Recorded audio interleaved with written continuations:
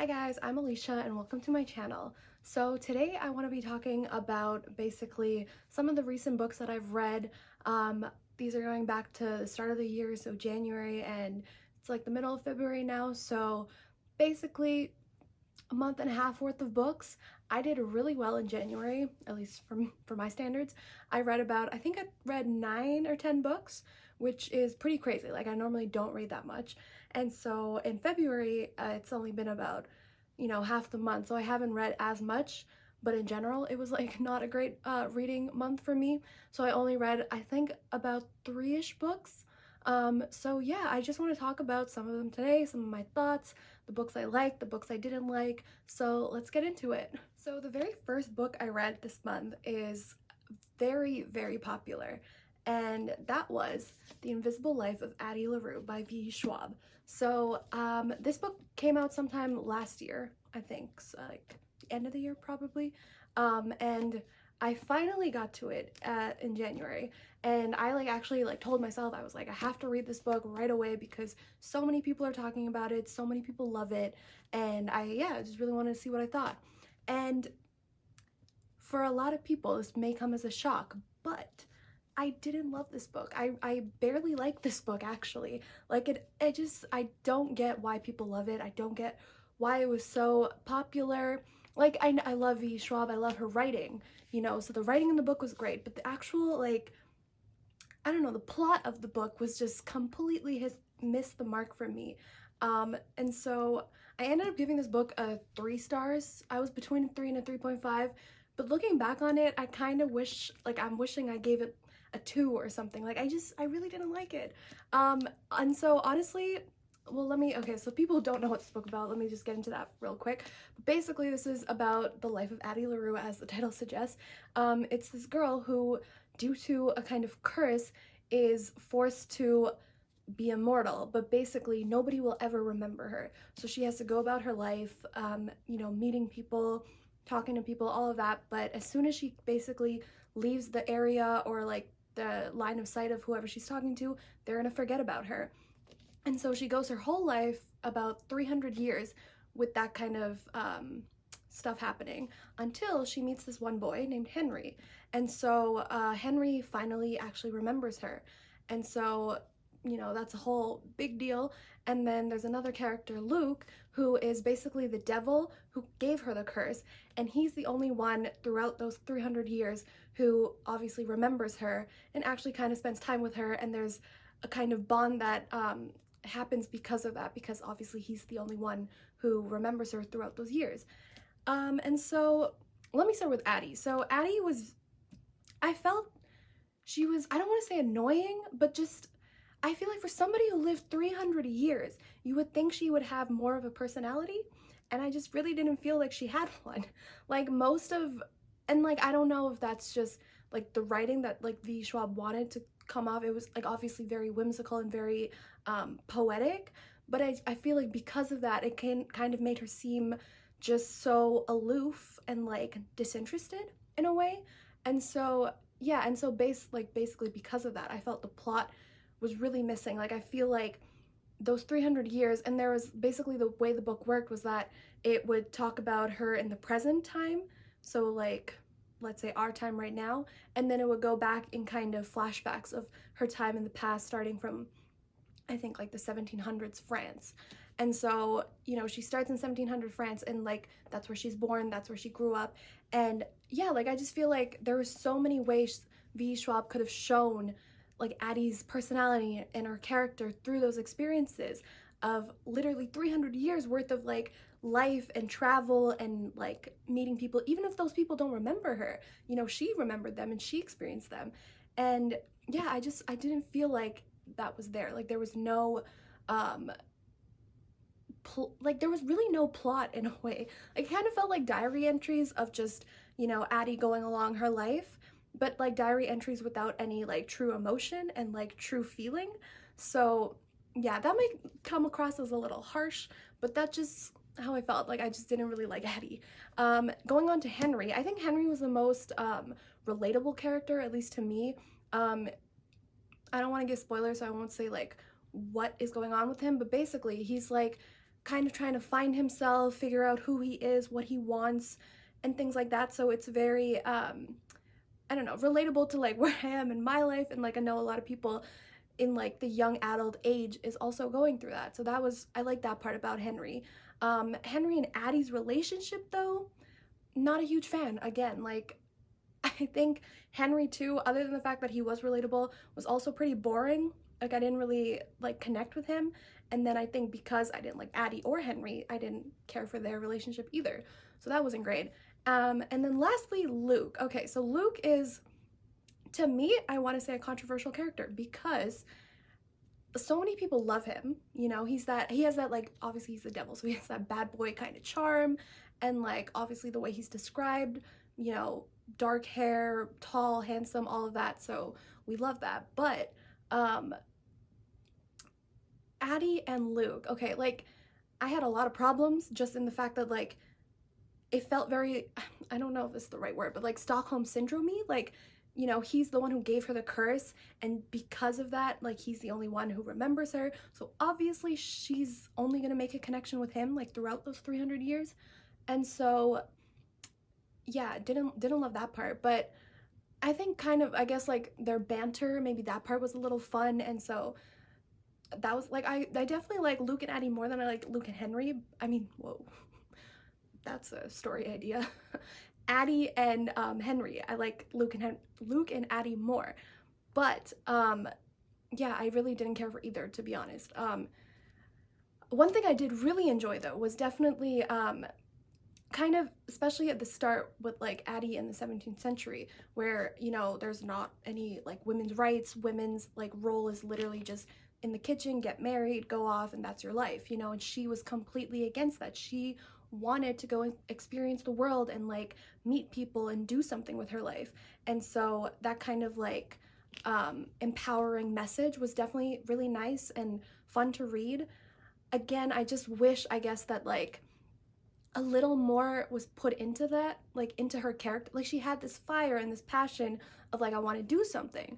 And then basically throughout the book, she was doing things, and like it didn't feel like, it just didn't feel like she was either enjoying it or like we as readers were seeing her enjoying it. I don't know. I can't tell if I'm really explaining that well.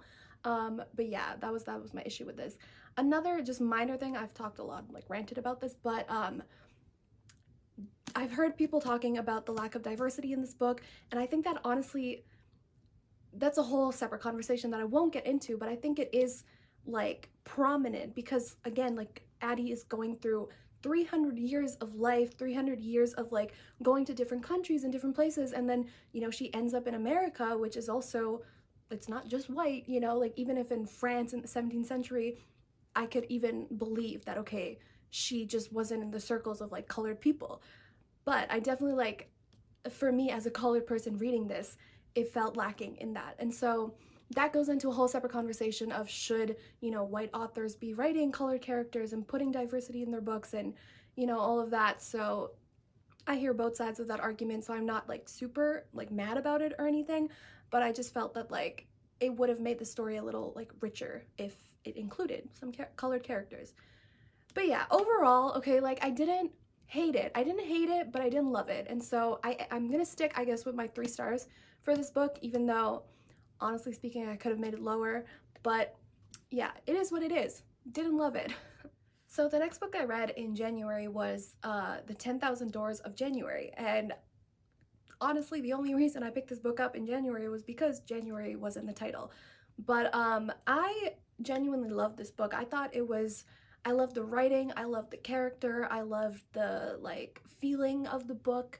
And yeah, it was a lot of fun. I know not a lot of people liked it when it came out. It came out in 2019, I believe. So I definitely have like seen reviews of people talking about how, I don't know if it's just the writing or the plot, just it was maybe a little confusing. But I don't know, I definitely feel like that kind of writing is the writing that I like to read. I think the characters were a lot of fun. I thought the whole like plot was super unique just because like it was about, you know, portals and like different worlds and stuff like that, which is definitely something I love. And yeah, so I definitely really loved it. Basically, if you haven't read the book is about this girl named January who is growing up in this kind of um, like her dad is always away. Her mother, she thinks like she's been told is dead, and so she grows up with like her dad's friend, like who actually is like her dad works for this guy, and so the guy that she grows up with is kind of a father figure to her. But she goes throughout her life basically not really knowing like who she is or what she wants, similar to The Invisible Life of Addie LaRue, with Addie kind of trying to figure out who she is and what she wants. So that part was similar, so I did like that. And then basically she goes on this, like, she starts learning about her past and her father's past through this book called The 10,000 Doors. I believe that was the name of the book. And so it's basically the story within a story about um, kind of telling her about different worlds and like how to get to those worlds. And there's this whole um, problem because there's this group of people who are trying to break these doors, which are the portals. And so I'm not sure if I'm explaining this well at all, but basically, she goes on this quest to kind of find these portals and try to find her father, who she thinks is missing. And then, yeah, it's just this whole kind of like portal jumping, world jumping quest type of book. And I truly loved, yeah, like that whole, I don't know, again, if I explain that, but that whole plot, if you actually read it or read a synopsis, not mine, it might seem a little more interesting. But I thought just like, I haven't read a lot of like world portal type books, so I think that was really fun for me. And then characters too, I think January was such a like fun and like bubbly, and like her personality was so fun to read about, like all of that. I love that about her. Honestly, I'm gonna go back to the Addie LaRue stuff, but I think the type of person January was what I wanted from Addie. Like just that you know, passion for life and that fight and that fire that like we're told Addie has, but we don't ever see it. Whereas with January, I like, at least for me, I definitely felt it, and I like felt her emotions and her pain and her happiness and her love and all of those things. Like you really felt it. And then there's like a bunch of other like characters I'm forgetting the names of, but basically they were all just the whole cast of characters were super fun. They had fun dynamics. There was a lot of like emotional stuff too in the book. Like there was stuff about like found family and like lost family and finding out who you are and your identity and coming to terms with all of that. So yeah, overall, love this book. I gave it 4 to 5 stars. I did think at times it was a little sporadic. It kind of dragged in parts. So yeah, the 1 star off was basically for that. But overall, thoroughly enjoyed it. Love this book, and you should definitely pick it up. So the next book I read is also a bit of an older book, and that is A Very Large Expanse of Sea by Tara Mafi. So this came out in 2018, I believe. So it's about 3 years old, and this was probably my favorite book of January and one of my favorite books of all time. I think just like the whole like experience of reading it and the characters and the like development of those characters, the relationship, everything was just so good. And of course, Tahira Mafi is a Muslim author, so the character in this book was a Muslim, so it was talking about, you know, the young Muslim girl's experience. So that I myself am Muslim, so that was very relatable. And yeah, just a lot of parts of this book were so relatable, and even like if you're not Muslim, but even just reading about it, it was just fun to read, you know? But basically this book is about Shireen, who is a young Muslim girl. She wears a hijab, and so she's experienced a lot of like discrimination, Islamophobia, things like that in her life. It's also taking place, I believe it's taking place a year after 9/11, so like 2002 or 2003, sometime around there. So like obviously Islamophobia and like hatred towards Muslims and hijabi Muslims is very like prevalent at that time. And so yeah, it's just kind of going through like just a normal girl's experience, but with the addition of being a Muslim and having to deal with like people who hate her just because she's Muslim, or people who judge her and stuff like that. And then it also, what I loved about this book in particular, of you know, talking about like Muslim issues, is that it also delved into like Shireen, like the main character, her own like kind of biases because of like the hatred and the discrimination that she's like encountered. And so it definitely like it looked into her own kind of views on other people. Like before somebody even said something to her or discriminated against her, she had these ideas of what people were going to say to her. And that's why she kind of pushes people away and doesn't try to make friends or make connections. And that was really explored in this book, which I also loved. There's also a really, really cute kind of love story in this with Shireen and a boy named Ocean. Love that name too. But their whole dynamic too, like it really grew from like, I don't want to call it an enemies to lovers type of thing, because like they weren't really enemies, they didn't know each other. But again, it was looking at just how Shireen kind of had these ideas about other people and how they were going to treat her, and so she already decided she's just going to push them away. And that's kind of how her and Ocean's relationship started. And then the way it progressed and developed, I thought is very believable. And the ending, like honestly, I don't want to spoil anything, but it's not like a necessarily like typical happy ending. So that too I thought was really cool and really fun and kind of different to see in like a contemporary novel. And also another thing I loved about the book was that, you know, I think a lot of times in media, whether it be books or TV shows, things like that, you see if you have, you know, ethnic minority characters, especially Muslim characters, their whole kind of storyline revolves around them being Muslim or them being black or whatever the case may be. But this book especially I loved because it showed a lot of different aspects of who Shireen was as a person. You know, her being Muslim and her having to deal with like being Muslim was definitely at the forefront and was a big deal. But it wasn't all she was, you know, like this book. So in the book, she is a breakdancer. She loves breakdancing and she loves like all these other things that you really feel that makes her like a person, you know, not just a Muslim girl. So I love that that part too. So obviously, if you didn't know, this book I gave 5 stars because I really loved it, and I highly, highly recommend this to anybody, whether you're Muslim or a person of color or not. Like everyone should read this because it's such a beautiful book. So the next book I read was a book called Opposite of Always by Justin A. Reynolds, and this book I was like I didn't really have high expectations or like know really anything about the book. It had been on my kind of TBR for a few months now, so I definitely like kept pushing it off because I was like, it's just a contemporary novel, and if you didn't know, I'm not like I don't love contemporaries. I read them every now and then. I'm definitely more of like a fantasy sci-fi reader and fan. But yeah, so I picked this book up and I I really loved it, and I am kind of surprised that I loved it so much, but it's genuinely so good. It's basically about, it has like a Groundhog Day um, element to it. So it's about this boy named Jack who is like, I think in his senior year, he's going through his own problems with family and friends. He has a huge crush on his best friend who is dating his other best friend, so a lot going on.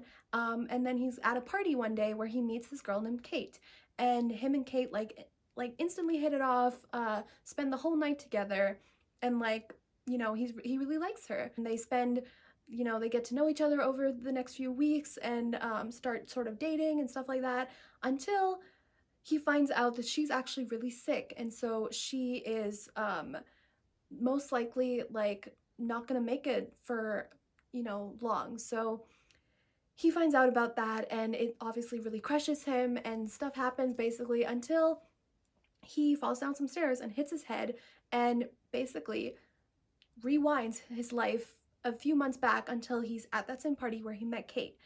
And so, you know, the Groundhog Day stuff happens where he starts his life again at that point, and then everything happens, and then he tries to sort of change the events to make sure that Kate is okay.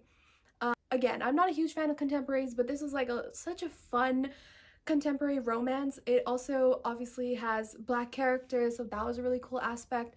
And yeah, just the whole plot of it. I think obviously Groundhog Day stories are told time and time again, and they can definitely get repetitive, but this story had such a like unique and fun element to it. And just the characters, I absolutely loved Jack. He was such a sweetheart, and then Kate was such a like fun and sassy character, and they're like they had such cute kind of moments together.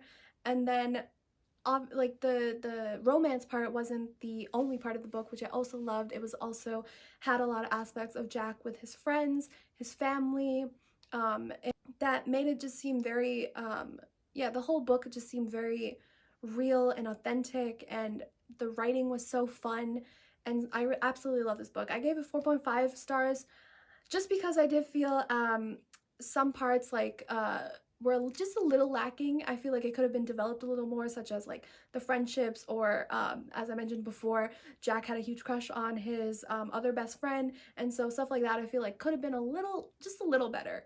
But otherwise, I just was so pleasantly surprised by this book, and I truly loved it. So the next book I want to talk about is called Girl, Serpent, Thorn by Melissa Basher-Daust, is how you say her name.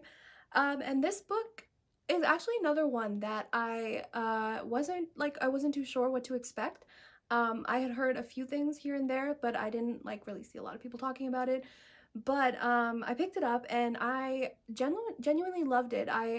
Again, like I didn't think I would love it. Like I thought it would be a, you know, decent fantasy novel, but it turned out to be, like, for me at least, like, amazing. I loved it. But basically it's about this young girl who is cursed to be poisonous to like anybody she touches. And she kind of she lives her life kind of isolated and away from people so that she doesn't hurt anyone, until she kind of is fed up to a certain degree because some like betrayals and stuff happens.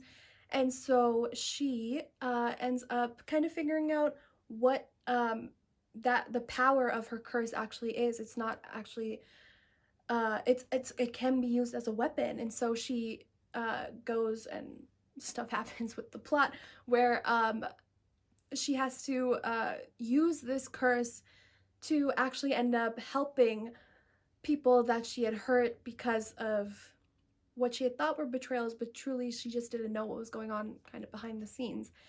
And so if that sounded confusing, it's because this book was had a lot of I want to say like plot twists and a lot of twists and turns that like I wasn't really expecting. And that's what I think I loved about it, because going into the book I basically just knew that, like, you know, it's about a girl who's been cursed, and she has to fight through that curse. And like, of course, like those type of stories we've heard time and time again. But yeah, there was a lot of like twists in the book of like betrayals, and like characters that you thought were good but were bad, and like characters that you didn't really think were good but like end up being on the good side. And I love those things about books. I think when it kind of surprises you, that's what makes it fun, right? And so love that. This also had a queer romance, and so that was also really unique. It also was inspired by like Persian culture and stuff, because I think the author is Persian. And so yeah, all of those elements put together, I think just made this story so unique and so fun to read. I gave it a 4 star out of 5, and it just, all parts of it I loved. I think again it's a standalone fantasy, so some aspects I think could have been a little more delved into, a little more like drawn out. But I also, obviously because it's standalone, understand that you don't really have the capacity to go super in depth. I think if it was maybe a series or a duology, that could have worked. But I did like it as a standalone. I don't think that took away from like the actual story and the plot. So overall, genuinely love this book as well. So the next book I read was called Furia by Yamil Saeed Mendez. And so this book, I actually have ended up reading quite a few contemporaries this month, but I was so blown away by this book. I think it had such important topics told in such a real way, that made it so like relatable and so authentic. It takes place in Argentina. It's about a young girl who has a dream of playing professional football or soccer. And so she kind of has to hide that from her parents, because her parents are pretty strict and they don't think that playing sports professionally is like a true career. And she's actually also kind of like poor, lower class, so she has to deal with the, the hardships of that, and just like her environment, her surroundings, her culture, how all of that plays into kind of her fighting to get her dream and to be taken seriously, and I think so. I am actually a huge fan of football, of soccer, and I watch a lot of women's soccer too. And so this book is so like on the nose of like issues that are prevalent in the women's sports world and like women's football world. And I feel like it really shone a light on like the issues that surround all of that. But because basically it kind of juxtaposed, so Camila, who was the main character, she was in secret trying to become a professional footballer or live out her dream. She was playing on a club team without her parents knowing, and her parents never took her seriously for wanting to be a football player, whereas her brother is playing professionally on a club sort of, and his parents are obviously very proud of that and encourage and support that. Whereas for her, and clearly, in the book and in real life, you see that where men are, given the chance to do these kind of things, whereas women, it's just not a real career, it's not something you can pursue. And so that was really an important aspect of the book, kind of that sexism and that cultural aspect where women are pushed to the side and men's dreams are the ones that are kind of, families and men especially pushed to aspire to. So that was huge. There was also a aspect of the book of like there was a little love story. It was this boy named Diego who Camila knew as a kid, who became a professional football player and started playing overseas in Italy. And so he comes back home to Argentina and they kind of rekindled their friendship and romance. But that too I loved about the book, because the love story too was obviously, it was very cute and very fun to read, but it also was real in the sense as well, because it showed the hardships of like being in a relationship while also, trying to follow your dreams and follow your career, especially as women. And so that whole aspect was a huge part of the book that I also loved, because it wasn't just like, oh, she wants to do this and he's gonna swoop in and, take her away and like, damsel in distress sort of thing. Like it was very, she was a strong, independent woman and she knew that, and she like worked towards that. And so she wasn't gonna let love or a boy kind of come in the way of that.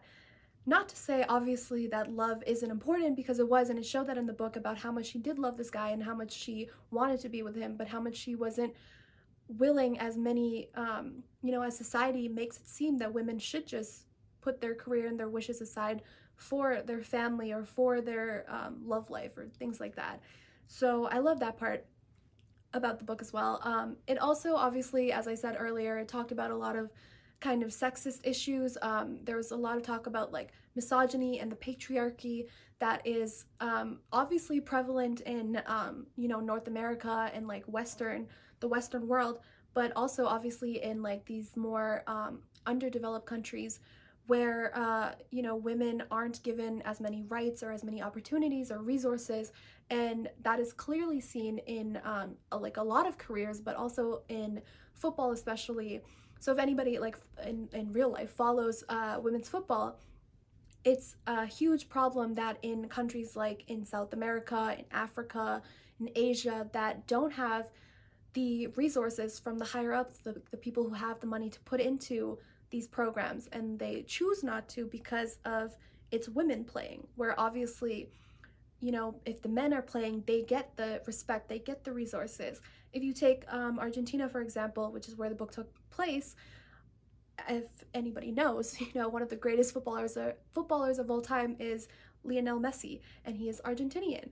And the Argentina football like men's team gets so much worldwide recognition, respect, resources, and money put into their program to make it as good as it is. And like you have players like Messi coming out of that, whereas the Argentinian women's football team, people don't know, who they are, because they're not at that level, and they're honestly not at that level just because they're women. And so that's why honestly I love this book, because I think this is a huge issue, not just in sports but in general. And so this book did such a wonderful job about talking about that in a really like real way. Like we get to see this young girl going through her life, trying to like achieve her dreams, dealing with her family, dealing with her love life, and all these different issues that it just, yeah, it felt really real. I keep saying that, but honestly it was just such an important, I feel like, message, and it done in such a beautiful way. So absolutely love this book. I gave it 5 stars, and you should definitely read it if you haven't yet. So the next book I read is also a pretty popular book. It's been out for a while, and that is Red, White, and Royal Blue by Casey McQuiston. And so this is just basically a romance book. It's a really fun plot, actually. It's about the kind of alternate universe where the president of the United States is this woman whose son is the first son, and then about the like Queen of England, her grandson. So it's about a romance between them. So it is a gay romance, and so it was such a like fun and cool concept, I think, just for the fact that it's a romance between, you know, these heads of states. Like you have the president's son and then the queen's grandson falling in love. Like that just in and of itself is such a fun idea. And I think this book was super sweet and fun to read. I think it was like, again, I'm not a huge fan of like contemporaries, and then just straight romance is kind of, I don't want to say boring, but it can be a little boring. But I do think that because of these other elements of like the political scene and stuff like that, made it a lot more fun to read. And the fact that it was like a queer romance, I think that was really cool and really different. And obviously I've heard so many great things about this book, so I was really excited to get into it. And I'm glad that I did like it. I wasn't, I kind of think that is based because of my bias of like romance books in general, because I did give it, I think, only 3 stars. And I'm like, giving it 3 stars doesn't mean it's bad or that I didn't like it. I did really love it. I just think, you know, it is like over, I think, 400 pages. So it was kind of long, and I do think for this type of book, it didn't need to be. But I did like the political aspect of it, and how, you know, having a relationship in the political eye and like the media eye, I think those aspects were really cool. And, you know, the angst in the book was really fun. I think obviously having angst in a romance book is necessary. I think that's what makes romance fun, for me at least, to read, is like reading the bad parts as well, and like how they come together in the end. So I love that part. And yeah, I mean, I don't really have much to say about this one. I think it was a fun read. You know, if you're looking for something light, something fun, there was some like explicit scenes too in this book. So yeah, like that kind of book, if you're looking for that, definitely pick this one up, because it was great. I did really like it. So the last book I want to talk about is another one that I just picked up on a whim, to be honest. Like I honestly didn't know anything about this book, and I absolutely fell in love with it. And surprisingly, it's a contemporary as well. It's called Punching the Air, and it's by Ibi Zoboi and Yusuf Salam. And it was such a beautiful book. It was beautifully written, and the whole message and the idea behind it, it was just, I honestly, it's a book that's really gonna sit with you, if you know what I mean. Like, it's gonna have an impact, I think. It definitely had on me. And so yeah, so basically this book is kind of based on a true story. If you've ever heard of The Exonerated Five, there's also a Netflix show that I haven't watched yet, but I do want to watch. But it's basically about this young Black Muslim boy who was wrongfully tried and charged with a crime that he didn't really commit. And so he's put into a, you know, youth jail, and in the system for something that he didn't do. And it kind of is like the wrong time, wrong place situation, where he is basically, just because he's Black, you know, discriminated against and stereotyped, and has to pay the price of a crime he didn't commit. It's also written in verse, so it's very like poetic, and it's basically like short poems, if you can see this, but like, yeah, like there's just little poems. And I did actually read this in audiobook, and I loved it so much, so I did pick it up. But I think I don't know, for me personally, I don't love reading, like I'm not a huge poetry person, but I think reading it through audiobook made it like such a like emotional experience, if that makes sense. Like it was just really, it felt, the way the audiobook was made it feel like I like could feel those emotions, if that makes sense. But basically, yeah, this book looks at obviously another huge important issue of kind of the system and the criminal justice system and how it works to actually benefit white people, and because of that it works against Black people and minorities. And it's kind of looking at the cycle of poverty and racism and abuse and how that affects especially young Black people, and how the kind of justice system perpetuates crime and deviance rather than working for the people that it's trying to protect, you know? So I think this book was a huge, like a great way to actually open up a conversation about these kinds of issues.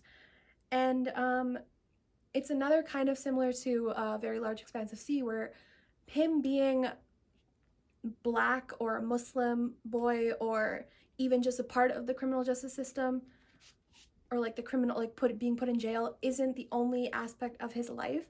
This book did such a great job of talking about, you know, just because somebody has this one aspect of them, that isn't all of who they are. So in the book, Amal is the main character's name, and he, even though he's in jail and he's, you know, fighting through the kind of racism and stereotyping of just because of how he looks, he's been put in this situation. He, you know, tries to find hope and tries to find other things that make his life worth living in a way. Like he's very into art and poetry, and he's in the prison he's in, how he kind of fights to have programs in place that work to actually uplift these young kids even though they're in the system. And I think like that too is also such an important thing, because especially obviously in like adult prisons, I mean, if you know anything about prisons, they're not really a place where people go to get like rehabbed and put like reintegrated into society. It actually a lot of the times makes things worse, you know, and that's the kind of cycle of like once you're classified as a criminal, you kind of are just in that system for your whole life. And so I think especially in the youth system, where these are young kids who have their whole futures ahead of them, and especially like this is a situation where this person wasn't even responsible for this crime and is doing the time for it. But there's a lot of situations where, you know, young kids are, because of their environment and because of their situational circumstances, end up doing like criminal activity. But that doesn't mean that, you know, you put them in jail and forget about them. Like jail and prison and the justice system should be about, you know, the consequences, but also then reintegrating people into society and like making them able to live in society afterwards. And so yeah, I think this book just did such a beautiful job of showcasing that story and those experiences, and just the writing was beautiful, the relationships of the characters themselves, all of it was just so beautiful. And like I said earlier, it is based on a true experience by one of the writers, Yusuf Salam, who was one of the exonerated five. So it's not like directly his story, but it is like inspired and based on his own story as when he was a young kid and was put into the criminal system. And yeah, the Netflix show is called When They See Us. And like I said, I'm really interested in watching that, so I'm hoping to watch that. But yeah, I have nothing bad to say about this book. I think another book that everyone should pick up if you have time. It's such a beautiful read. Of course, 5 stars for this one. So those are all the books I wanted to talk about today. I did read a few others that either were just not good, so I didn't really want to talk about them. But yeah, those were basically my recent reads for about January and mid-February. I think I had a great reading month or month and a half, and I'm super excited for the other books I'm trying to get into. I've been in like kind of a reading slump, to be honest, so I've been not reading as much, so I definitely want to get back into reading and get on that. So hopefully in March it'll be better. Thank you guys for watching this video, and see you guys next time.